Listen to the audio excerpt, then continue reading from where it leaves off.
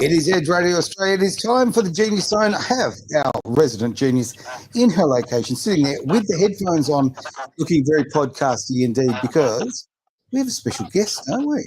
I'm a podcaster and I'm You sitting are. on the lounge, on the couch here at Edge Radio Australia, You certainly are. ready to rock and roll. Ready to rock and roll. Now, Yeah. we have someone in another location ready to rock and roll. Lots of other noises going We on are in the getting a background. bit of feedback. Yeah, there's a bit weird going on there. You have a couple of things on there. Well, I'll let you do the introduction if I may. Sharon, so maybe if you just mute all your other lines while we get the introduction going. So, I mean, one of the things that makes the world go round is, family, children, and, mum, dad, the kids. But the big question is, how do we raise our kids, especially in today's day and age? So we've got a lady in the house who's coming on board. She's got a little bit of feedback, so she might. Can I just get you, Sharon, to turn off any of your other devices or mute them so we can't? I think that's better. Oh, I think we might have hit something there. Now, Yes, Sharon, can you that's actually hear us? I can hear you, but I turned my mic off. Ah, there you go. Okay, well, we can definitely hear you. That's the winner. So away we go. Great. So, yes, Sharon, I just want to say thank you for coming on the show. And we did a podcast a couple of weeks ago on the family revelation. And you've written a book. Let's start off with the book.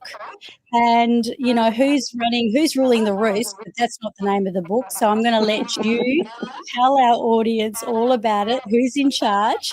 I know all about kids being in charge. I definitely grew up with some bossy kids in the house. Did you really? I did indeed. So, Sharon, tell us about your book. There's still a little bit of feedback on your end that I'm getting. I can tell you why.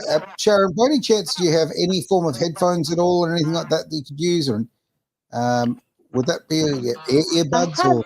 I have some pastel pink ones. I don't know if they'll go with my dress. We don't mind. Happy, so whatever colour that be. If it gets rid of that feedback, we'll be laughing. That's so right. I've got these here. I don't know if the quality is the best. But let's give it a whirl. Even as you are now is a little bit better, but we're just getting a little bit of feedback. What's it? So this is real live radio. Yeah. And real life, this is what happens when, sometimes you are doing technology. But anyways, tell us all about you. Tell us about your book and what that is all about. Hello. Well, thank you so much for inviting me. And I am excited to be there, even though we have had some technical issues, but we're still talking. So that's great news. Yeah. So what I'm talking about today is leadership parenting and helping children understand what they need to do so they can learn everything you've got to teach them. Okay, so all right, let's start off with the name of your book. Yes, so my book is called Who Put the Kids in Charge? There's a copy of it there. Though your radio can't see that, I'm sorry. Oh no, absolutely. And hold it up as often as you like. We want to promote this book. Yep. Who put the kids in charge? It's really a lovely book. It's easy to read and it's quite magical. You can. Everyone's so busy. Mums put more than anyone else. So when your child's giving you a bit of a challenge and you're not quite sure what to do, you can just actually pick the book up and open any page and you'll find your solution there. And I've heard that from half a dozen people. So it works. It's a great little book because it's just one message that keeps going through, and that's children are looking for leaders. Well, you could have saved yourself an absolute fortune with publishing. Just one page. It'll do. Who's the leader in your house? That's amazing. So, I'm interested in the kind of styles of parenting because I know that, I had 3 children, and when I had my first one, my parenting style was so different to when I had my second one. And I don't think my first child will mind me saying, but she gave me hell. And you've got to have the practice kit, right? Okay? First one, oh my God. The kids are a bit like pancakes, okay? The first one you can It tastes okay, but it looks a little average. No.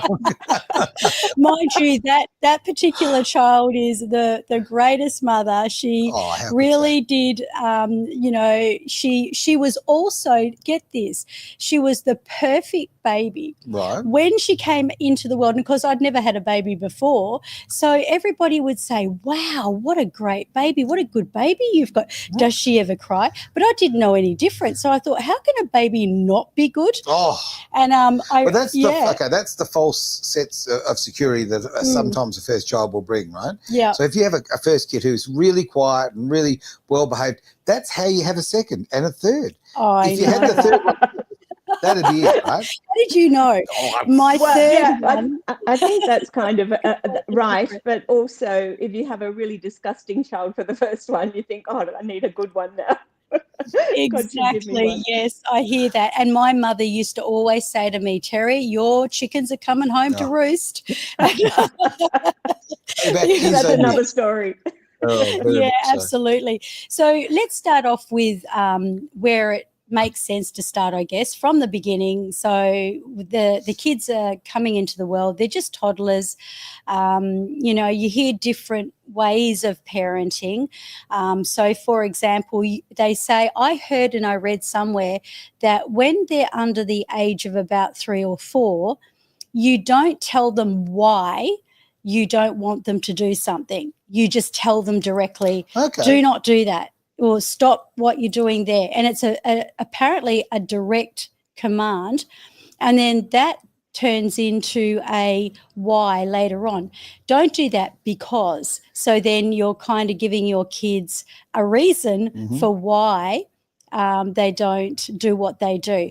But let's go over to you. This is your field. This is not my niche. So, I hear what you're saying, and there's this transition period that you could use that mode of parenting with.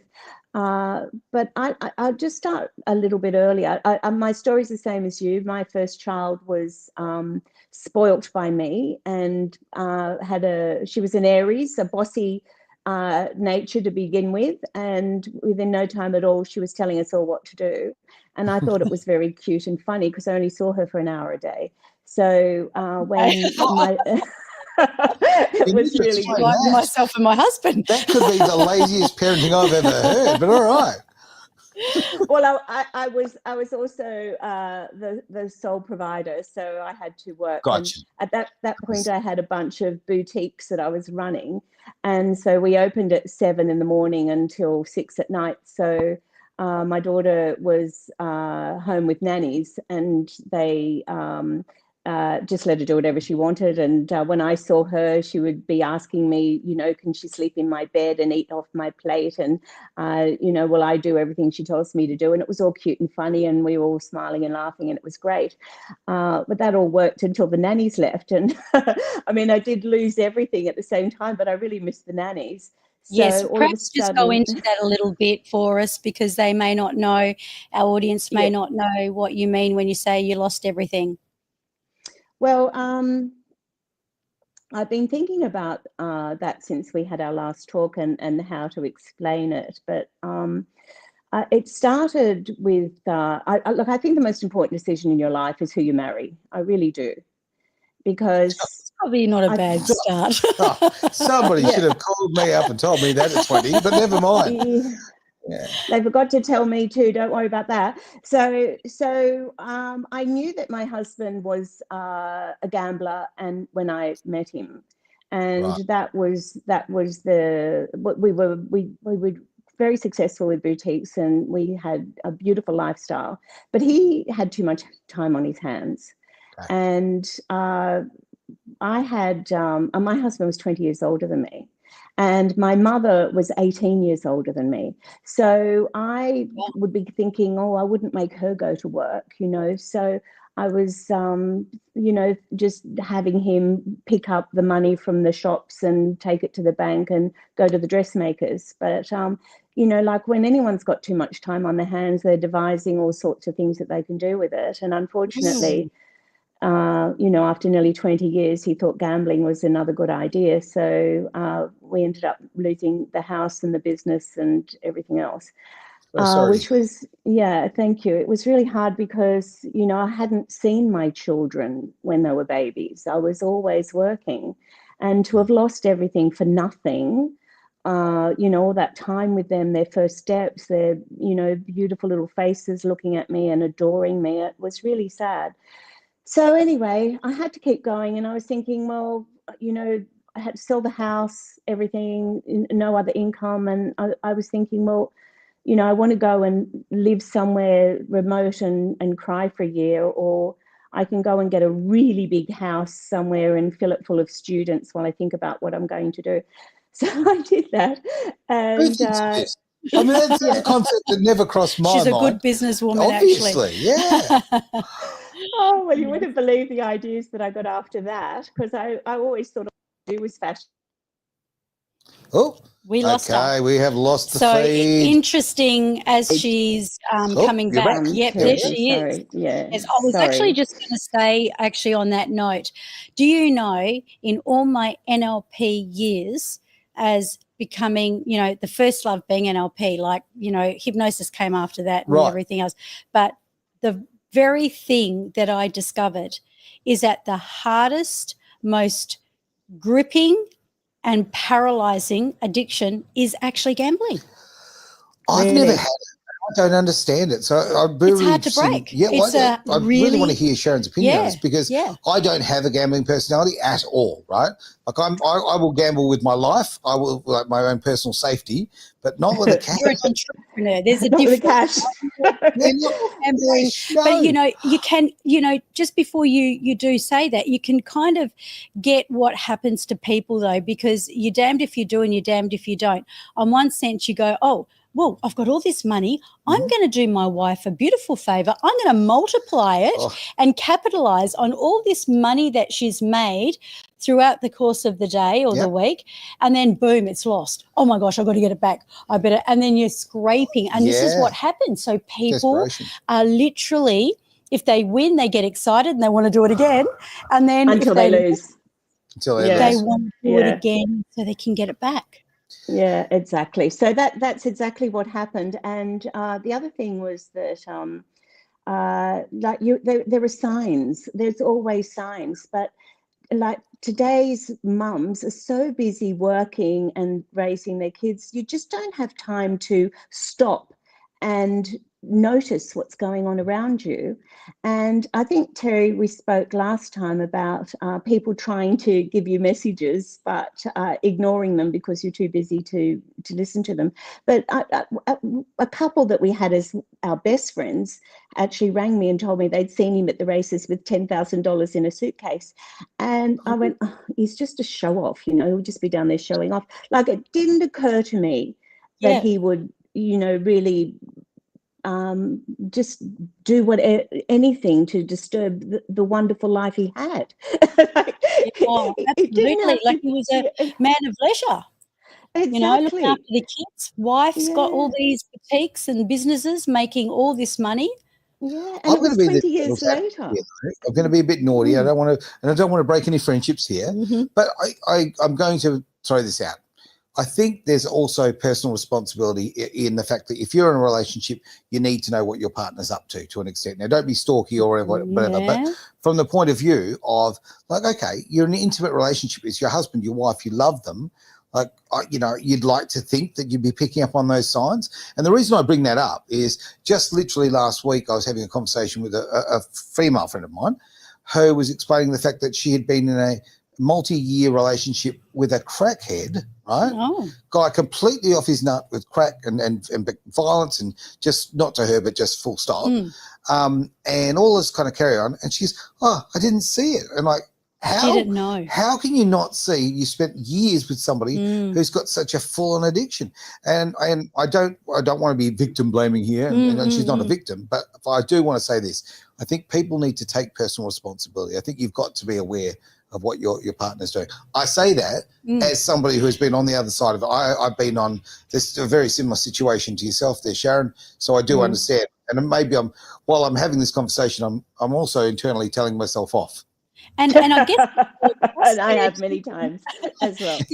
there's so much trust there too, isn't there? Like you've trusted this person that you've married, and there's I always say in our house, you can't see the salt and pepper shakers when they're right in front of you because you're looking at the back, you're sort of looking over there, and it's incredible because I do remember thinking, and this does happen, and I know because I was a workaholic and I probably still am in a little bit of a way, but my father was a workaholic and still is actually. And I loved it when he had ownership of a real estate because suddenly, eyes were off me. Gotcha. And I was able to get away with a lot more because he was busy. Yeah. So things would go by the wayside. So I guess that's the trap that we fall into, isn't it? Where we can get caught up in busyness.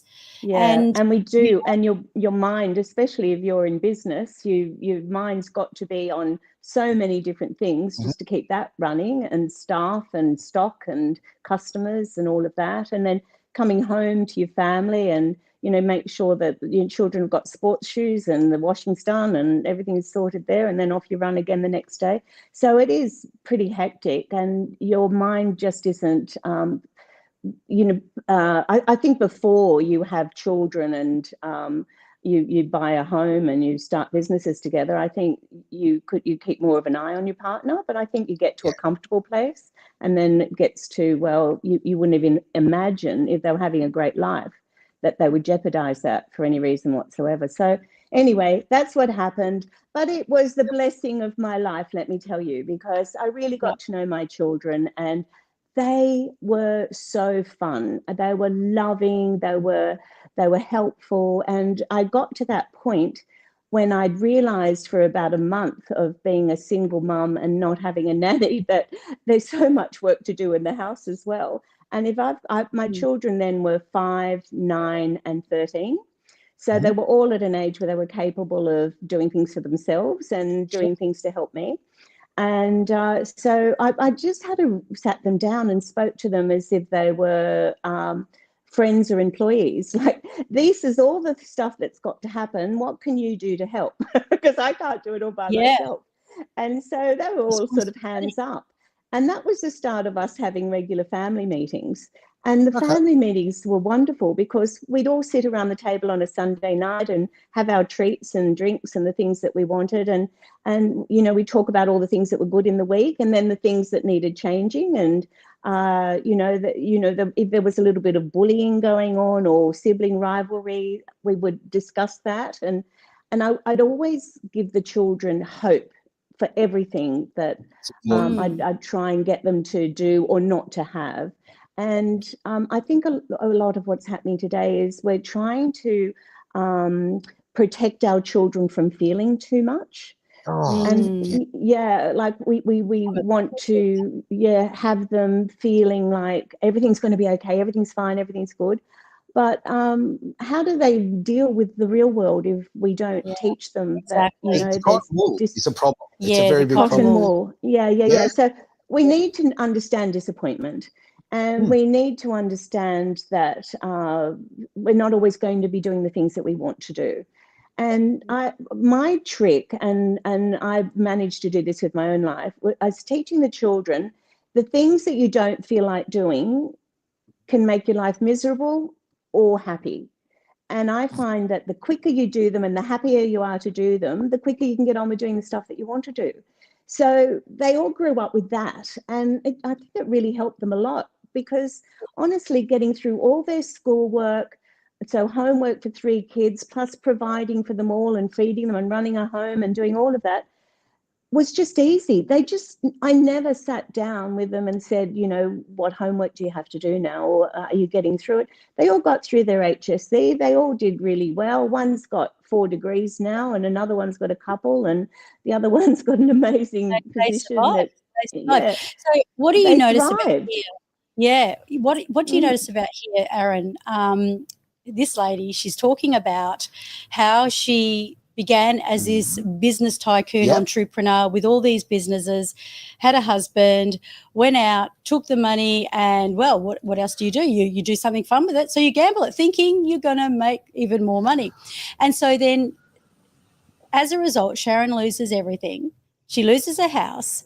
And remember what she said at the beginning of this radio. She said she only spent 1 hour a day with her kids. Now, can you see how the genius zone happens? Oh, you've got to flip this. How it goes from the weakness and where you had that complete burnout where, burn everything down to the ground and literally start again. Like they say that's sometimes the best way to build empires. There's a certain amount of truth to it. Yeah. Mm-hmm. So then here you are, this family revolutionist, and may I say, I myself, there are things that I hate doing, and even though I'm not a child anymore, but the She can't prove that. Can't prove it. No. Especially not on Friday nights. But yeah, so what happens is I'm not very disciplined. Okay. And some people might think I am, but I am a bit fanatical. So that's where it can be kind of misconstrued for discipline.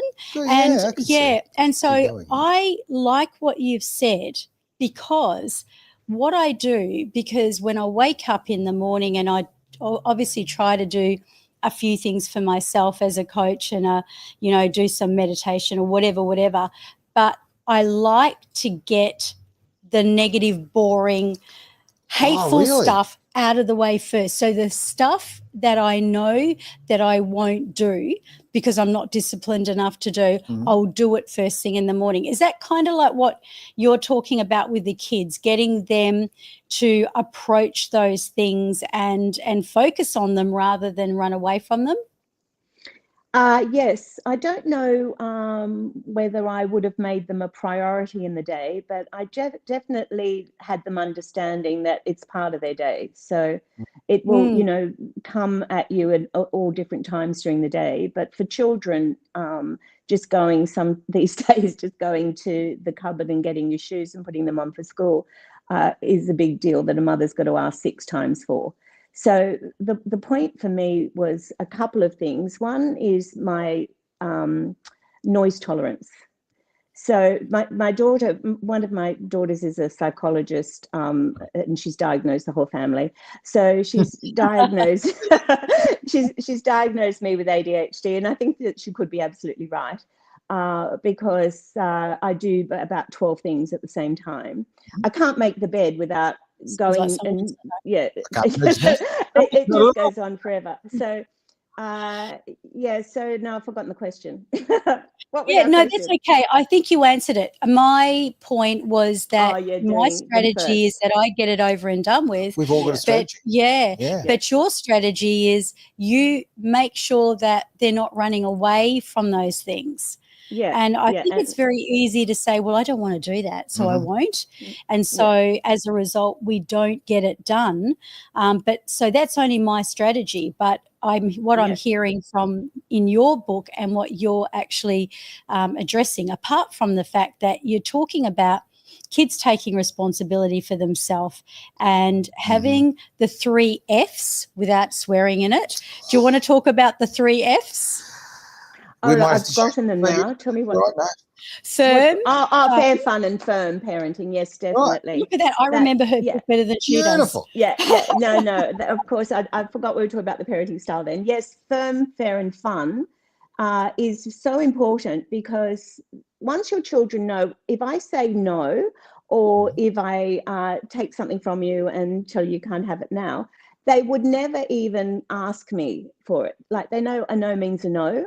So can you imagine how many hours in a day that you save by not asking children to do something 20 times, or explaining why you're asking, or explaining why you can't let them have something every time you've got to say no?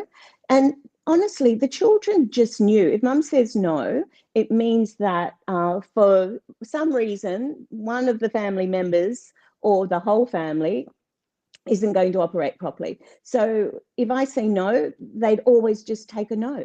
They never nagged, whinged, whined, any of that, because they Oh knew my every gosh, time I to say me. no, it's no. That was But just the a other- challenge for me. I would use this is where the persuasion engineering skills started to come into place, because always they say that, well, it's an NLP term actually, but, you know, in sales, they talk about persuasion engineering skills. And I was doing that from a kid. So if mum and dad said no to me, I would be working on them from every which way that I possibly can until I would get a yes. How would you deal with a child like that? I've seen many. Don't you worry about that. So that's a very easy one. No's got to mean no. And this is why I talk about the leadership parenting, because once a child no means no, they don't do that anymore. So if your mother had trained you how to get what you wanted, whereas my other approach to parenting was let your kids have as much fun and playtime and good times that you possibly can, and let them experience how the world works and go out and do stuff that other mothers wouldn't let them do. And then, so they knew mum wants us to have fun, mum's letting us live life, but if she says no, she means it. And that's as simple as that. Do you know the word that comes to my mind constantly through what you've been saying? Leadership. Okay. When you actually act as a leader, and you're doing that very much for your kids, you create initiative in them. Okay. That's a fundamental thing. And kids who lack initiative tend to, which is pretty much, I'm going to blanket the entire current generation of kids pretty much fit under that category at the moment. I think it's a real problem. And I think it's not the children's fault ever. No, exactly. I think the greatest problem we've got at the moment, why I mentioned the leadership, is the crossover here. Too many parents now believe that their job is to be their kid's best friend. No, your job is to be a parent, right? Yes. I want to have friendship with my kids. I love having a friendship, but that is not the primary objective here. Your job is to raise them, and you cannot do that unless A, you're a leader, and also B, you've got boundaries and you've set them. Yeah. You know? And you were a fun dad, because I've seen pictures of you with your kids, and Aaron's story is a sad story for another time. But basically, how many children you've got? Well, all up, 6. Well, 6 children. Yes. Bless him. Bless his heart. Bless and you. so basically all the photos that I ever see with you and your kids really show how much fun you were having, and that, which is what's in the book. So tell me, did you get, because I couldn't imagine it, did you have that other side as well, where you 100%. had to discipline as well? To be frank, I won't bore you to death with this, but I mean, reality is that two very different parenting styles probably very much led to a large extent to a massive problem. I like boundaries, and I like from the point of view, I'd like to tell with my kids, I actually like to draw the line in the sand and say how far they can go. But I do it with a lot of fun. But yes, I never, in my eyes anyway, I mean, I'm certainly not saying I'm perfect at this by any stretch, but I think I understood the difference between being a parent and being a friend. Absolutely. But you can be friendly. It doesn't mean you can't be friendly. Of course you can be friendly and firm at the same time. And the friendly and firm bit is a great thing. But for boys too, you've got to be fair. If it's not fair, they get really upset. And the last thing you want, 4 girls in sort of a row, if you like, which is very much like living in the United Nations. Okay, everything is a negotiation of some description, and I often joke about this, but and it makes me actually, it really warms my heart to think about. Like with my girls, you had to hug them, and in your mind, I would literally be counting 1, 2, 3, 4, whatever it was, to make sure each girl had the same amount of hug time. Is that right? You have to think about fairness. Yeah, because it's got to be fair. And you can't be playing favourites. You can't do it. So every child needs to know that they're loved and appreciated. Know their limit, but at the same time, so if you hug one for extra long, one will notice. That's Aaron, I'm so happy to hear all of that, because that's just so important that every child feels like they've been treated the same way. And if they don't, it grows up. Children end up with issues throughout their whole life. if they felt like one They do. child was Yes. preferred Yes. over them, and why was that? So we have Yeah. to, this is why I introduced the golden triangle, which is a main part of the book, is the fair, to wake up and see, am I being fair? Am I giving my children fun? You know, is everything happening the way that it should be happening, or is somebody miserable here? Like, you really have to wake up and see what's going on. And then you have to slow down a little bit, because instead of like what I was doing for those first years, just rushing around and, you know, not seeing what was really happening, if you don't slow down, you can't see. You just keep going on auto mode, and it's not working for anyone. But then the last thing that you've got to do is, as a parent, take charge.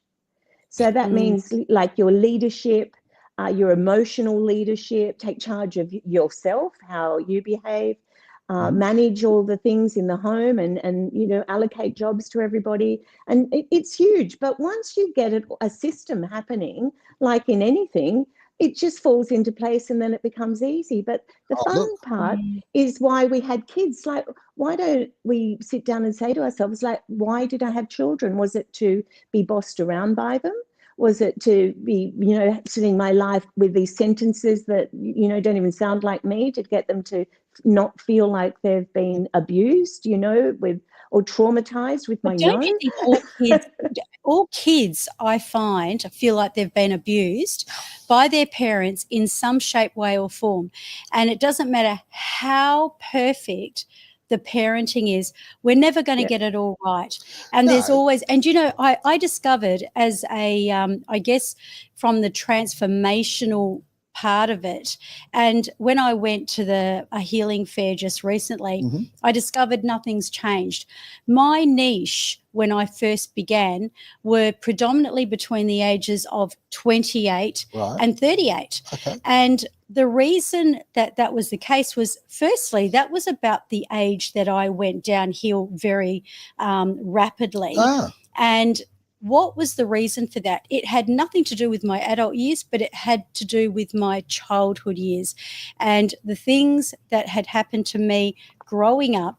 And all these people that come in to see me, they don't even realize this. They don't understand it, but it's all the things from their childhood that are unresolved, unprocessed, they're dealing with. It kind of hits them at around 28. Is that right? I didn't know that.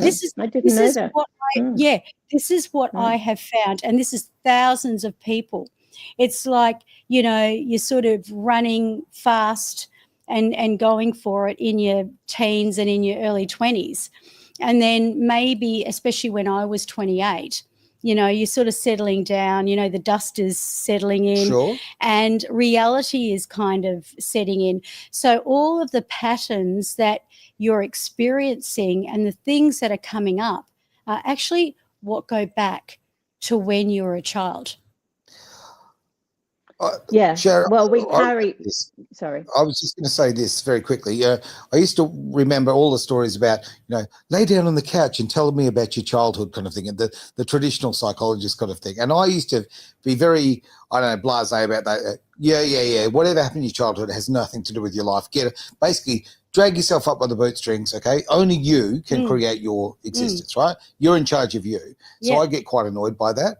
But there is with age, okay, and a little bit of probably, I don't know, more life experience, I have noticed it's very, very true. I was going to ask this because of, we're talking about childhoods, we're talking about the fact of raising kids. The fact is today we have so many blended families. Almost all families are blended families. Yeah, true. Yeah. Can we talk about that dynamic from a parenting point of view? Yeah. I've actually just recently worked with a blended family, which was interesting. But if I could just get back to what you said a bit earlier, and having to do work on ourselves so that we're not taking out our childhood trauma on our own child. What happens there is that we are parented a certain way. We receive our traumas, and so then we have our own children and we just want to do the opposite. So where our parents maybe hit us or yelled at us or didn't cave in when we put pressure on them, then the pendulum swings around and everyone's up this end now, caving into their children, asking them what they want for breakfast, lunch and dinner, making them extra meals when, they don't like what you've prepared, all the things that are taking up so much time and energy. So what I'm finding is happening with a lot of mums is that they're starting off, explaining nicely, it's time to get in the bath now, you turn the TV off and hop in the bath, and they're ignoring you. Oh, can you just do that? And then they're sort of a little bit shorter, and then they're a bit moany. Oh, look, I've had a big day. Can't you? Why do you always make me? And then they're yelling and dragging the child into the bath. And so, this passive parenting is driving everybody to a point where they're yelling. But my leadership parenting is about conversation and communication and saying things to your child that makes them feel like you really get them and I love you, but right now you've just got to get in the bath. It's sort of, and the conversation comes at the family meetings. And when, you're alone with that child, you can be telling, touching, looking into their eyes. And so that's just before we get on to this next thing. I just want to just talk about screens for just a minute because it's so important. Sure. Yes. And the thing is with the brain development from 0 to 7 are the formative years, and everything that a child experiences stays with them for life. So, Aaron, what you were talking about, some of the things you had to deal with later in life, it probably happened between 0 and 7, more than likely. Understand. And so, if a child is sitting on a screen that's going bang, bang, bang, bang with, lights or whatever it's doing, it doesn't matter whether it's an alphabet or, a game they're playing, the brain is starting to shorten its memory span. And it's been recorded by many people many times that our memory now is now down to like 10 seconds where it used to be, hours or whatever, the short memory brain. And it's getting shorter and shorter and shorter. But I'm sure you've all seen the videos where they take a screen of a 12-month-old baby and they're just having a fit, and then they still get the screen back. So it's an addiction that they're feeling they need, and they're only happy when they've got that. And I'd just like to ask mums if they can get off their phone when they're with their children and look into their eyes when they're talking to them and get the children to help them, you'll find your child will develop in a much healthier way than what most of the children are growing up with these days. And it's really where they're the first, these children that are having babies, women that are having babies now, these are the first children that are coming through with screens every day for hours on end. My 2-year-old granddaughter knows how to use a phone, and you can give her an iPad. She knows how to use the iPad, and it's like they're born. It's they've come out of into knowing how to do it. This generation, and it's fine if you're sitting with them and you're doing something with them, because they're learning from you, and then you can turn it off now, and then we'll go and do something else together. So if it's an entertainment, but what I'm seeing more and more is it's becoming a life. This screen is their life, and kids aren't getting out in nature. And so we've proven that children can reset their nervous system just by going out in nature. Yeah. Yes, Would it be nice to so see more important. kids out there in nature? Yeah, Take those shoes off. Get dirty. It's Get so important. dirty, Splash in and the climb a mud. tree and get bugs on you. I saw a video not long ago, about there was some kids in a front yard in America. Anyway, there was 3 boys, and one is building a jump for the BMX, right? Okay. He's building that out of all mud and sort of some bits of wood and bits and pieces, whatever. He's doing that. The other guy's sort of clearing, making sure there's no traffic going. And then they make sure they get the youngest kid is going to be the test pilot, right? And he's going to go around and he's going to jump and see how it all works and if anyone gets hurt, whatever.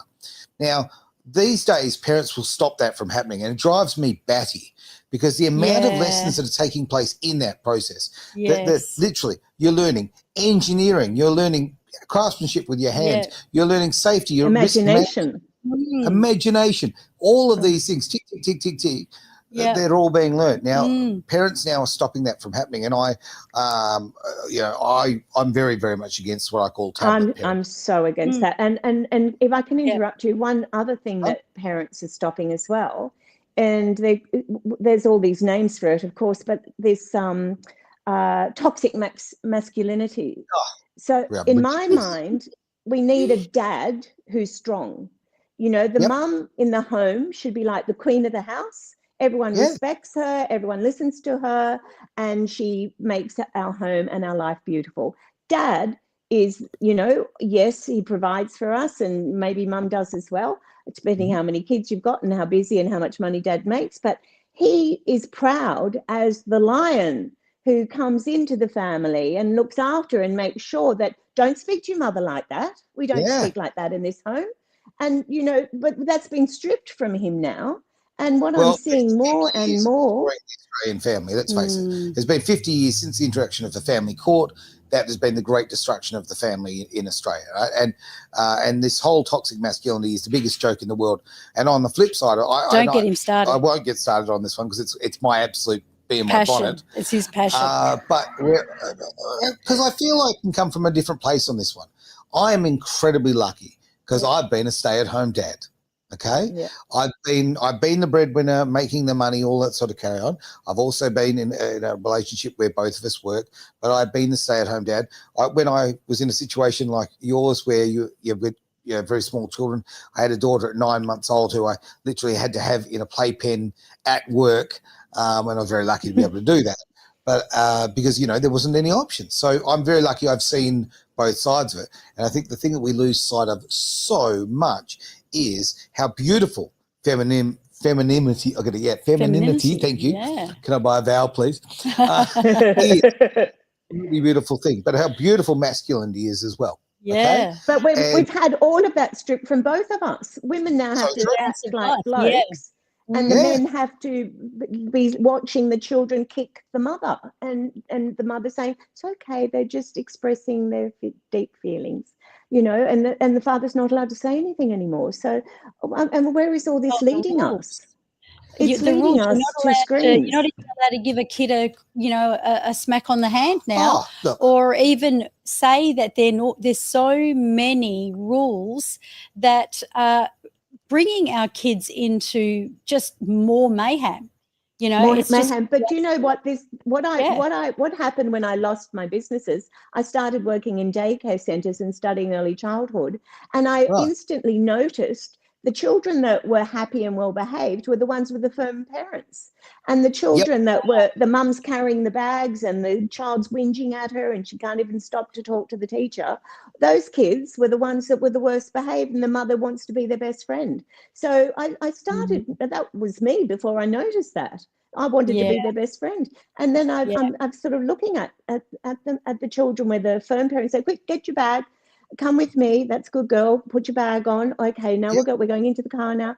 We're going to stop and do some shopping." And they're talking to them, being lovely with them, but the child's going, "Oh, okay." There wasn't this sort of banging into mum and pulling on her clothes and whinging she wants to do something.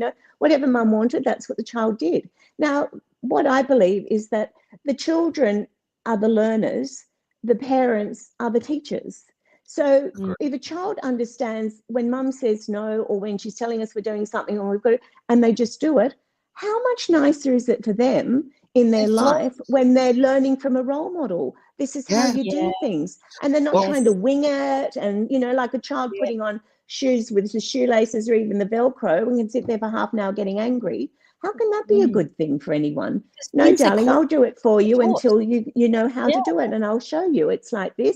Tomorrow you can have another go, but not let them sit there getting angry or having a tantrum. For God's sake, everyone's talking about letting them have a tantrum and releasing. I've never seen a child feel released after a tantrum. All I see is a child who's miserable. Very happily Gen X here. I remember very, very, prominently, I'll give you something to cry about. Okay? Yeah, but you never hit them, I bet. No, you didn't. And that was the thing. I mean, like my mum, my dad, and I had wonderful parents. I'm very lucky to grow up with two wonderful parents, right? And they had their qualities were great. Some were not so great. Everybody's human beings. Yeah. But I kind of laugh about it because when I looked as a child looking at my parents, I would think, well, they're old, right? They know what they're doing, and they've got it all sussed. Obviously, as I've grown as an adult, I realised we're making it up as we go along. They Every were doing day. the same thing, right? And you've got to give them some respect on that, all the way. But I remember my parents and certainly most people of my generation that were controlled with a look. Yeah, I didn't have. The looks are magnificent. Can I ask one more question? I know we probably time is getting away from us right now, but what is your thoughts on suppressing children? Now, I just want to give a little bit of an example. Some of the parenting styles that I have heard about is where you go into their house. Now, I can tell you this never happened in my household. That's one thing I will say. But you go into their house and the kids are suppressed. So they're literally not allowed to be vocal and express themselves, or like my grandson, bounce off the walls and, do all the stuff. He'd be crawling all over my back and my shoulders if he was here right now, that sort of thing. But I'm nanny, so it's a little different. But what's your thoughts on that child that is suppressed rather than the child that is actually allowed to be themselves? Do you think there's any merit behind making that child kind of like conform completely, almost like they're in the military or I hear what you're saying, Terry, and I think the terminology suppressed tells you everything about it.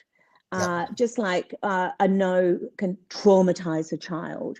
And so everything's been given a terminology or a word. And that has terrified mothers, because I think that a child can learn when mum's speaking to somebody, or when she's on the phone, or when she says, just a minute. If I have to stand there and be still for a moment until she's ready for me, then that's a good thing to learn. I wouldn't call it they'd be suppressed. I'd be calling it they're well behaved. And there's nothing wrong with a well behaved. But this is all the time. Do you know, it's just what I've heard. For me, the manners start from 6 months of age. And I was actually speaking the other day about a 7-week-old baby that listened to me when I asked him not to put his hand in his mouth to knock the bottle out because his twin sister was about to wake up. And he'd been putting it in for 3 days. And then I was going, don't do that. And then I thought, what am I doing? And I said, look at me, darling, look at me, look at me. And he looked into my eyes. I was about this far away from his eyes. I said, sweetheart, your sister, we don't want to wake her up. You can't put your hand in the mouth. The bottle falls on the floor. I've got to go and make another one. Mum and dad will wake up. Can you just don't put your hand in your mouth. I'm going to put your hand. And he had it in this tight Muslim thing. So I let it out. I put it down beside him next to his body. And I said, you just keep it there, darling. And he never put his hand in his mouth again. That same feed, he kept his hand down there. And 3 hours later, when he woke up, he left his hand down there. So I was doing night nursing and doing this. And I taught her 7. But at 6 months of age, with every baby, if not before, when I give them something and I hand them something, I say, say ta, stop. I say ta, say ta. And I give them something and they look at me for a couple of times. And then within no time at all, they go, ta, ta, and as they get older, it's thank you. And when they get older too, it's thank you for everything. If I give a child a Vegemite sandwich, Mummy made that for you, say thank you. Oh, thank you. And then what's happening? The child's learning how much you do for them and how lucky they are. So what they're learning, not only in this instance with the manners about how lucky they are, but getting out into nature as well. You're teaching them how lucky they are to see one little flower sitting in all of these bushes here, and you're seeing the first little flower that's been created just for you because you're standing there today. And you take them along and look at the puppy wants to sit next to you because he loves you. So you're telling them gorgeous stories about gorgeous things, but at the same time teaching them how they need to behave in the world. And I honestly believe by the time a child's 4 years old, they should be socialized. Okay. Yeah, that's you what you were just talking about before. Just actually reminded me. You've actually put a beautiful image in my head. I've got a photograph somewhere on. I've got to go find it. It's on social media because I don't have my hard copies anymore, unfortunately. But there's a picture of my son and my daughter there, and with a frog on my daughter's hand, right? And it was just a beautiful thing. Well, why I'm going there is that, okay, the manners and the fact that to be gentle and understanding their place in nature and all of that, that is all part of that. And you will not get that from a tablet. Yeah. Right? No. And also kids pulling dogs' tails and whacking the cat because they can. Like, why would you let a child do things like that? Right. It doesn't. It doesn't teach them anything. And they might be happy doing it, but if a child, no, we've always got to be nice to animals. It doesn't matter what animal it is. They're part of nature and part of who we are. And so you're telling them stories that are lovely and making them feel like life is great. And I'm these children, hearing that the presence is a huge, part of this. Be present with your children. I know I was listening to a podcast with Jay Shetty the other day, and he was interviewing a brain neurologist who studies children, and they said if you can just be present with your children for 20 minutes a day, and that means that's the time when you're not asking them questions, you're not reprimanding them, you are literally being with them. And hanging out. Nobody does stress in a being state. Usually you are thinking 50 years ahead or 50 years behind about what's happening. So bringing that, I love what you've said about letting them have the fun, being really present with your children, and letting them experience nature, because there's nothing like that. And that's also teaching them how to regulate their nervous systems as well. That's a great point. Absolutely, and they do. But as far as these children, what was the word, suppressed, that you said? Yes, yes. So, but my children, we could take them anywhere and sit at a table and have conversation. But children today go to a restaurant and they're looking at a screen. And so what you're saying is I believe that what we need to do is to grab the screen when we get home, our phones or whatever we've got, they go in a basket. And if the child needs to get it out for homework, do your homework, and goes back in the basket. And mum, if she's got to make phone calls, she has the phone call and it goes back in the basket. So our family doesn't become a screen world. Our family becomes, we're looking at each other, not 20 minutes a day. Like every moment you're with them, every moment you can look into their eyes and smile and make them feel like you're so happy that they're your kid. And they feel that. And honestly, suppressed might be a word people think of using when they see how I raise children. But my son once a week will tell me what a great childhood he had. My youngest daughter will tell me once a month, and my oldest one, which was my practice child, tells me about twice a year what a great childhood they had. So, it's not, my children are not suppressed. Everyone loves them. They have a great life. They travel the world. They live around the world.